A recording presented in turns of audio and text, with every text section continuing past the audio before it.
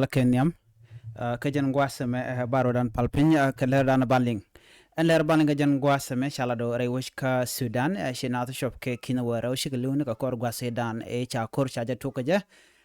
rewicha ka Sudan angut kan kono rewaja ban lat ke jan gwasame gurjan ojin der jan nyak nas ko kien ke der subscribe ka jan YouTube channel me ko der latin kono banun ka tung nenti nas der ka kula jege ke de kan mala be ka jeka pet an ler ban jan gwas me shialing oni chala do ne tik kinu waro shikalu aga ke jan gwas me chala do ne wan ba liu kan ka bosana na to rewich ka Sudan an wala chanka diesh ka pyro ron kina daro wudi jan dang ro wan jan chang dana ban ler ban linga ja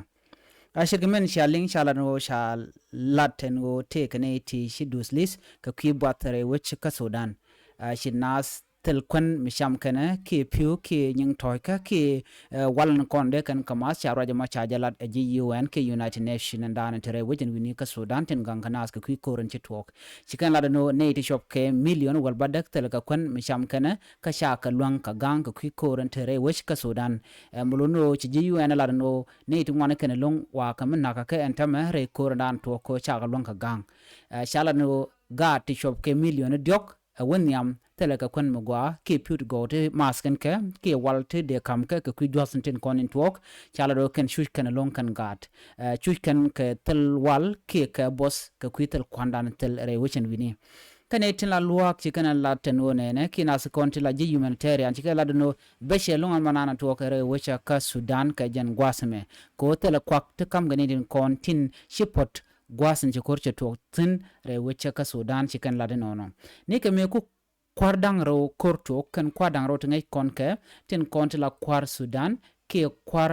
tin kontin te kor ram kelen shalke General Abdel Fattah al-Burhan ken Mohamed Abdan Daglo ka gwase dana shi ka kor shi kana to ka je shala do ngona tun ken kemliu ka shu mena tama alo shojwe kamere bna rode ka kan kwadang ro tin koni ko to kre we ka Sudan shala do ere kor mo chene di shop ke kino waro shaganak shi ka duslis chawra ma chajalat UN ke United Nation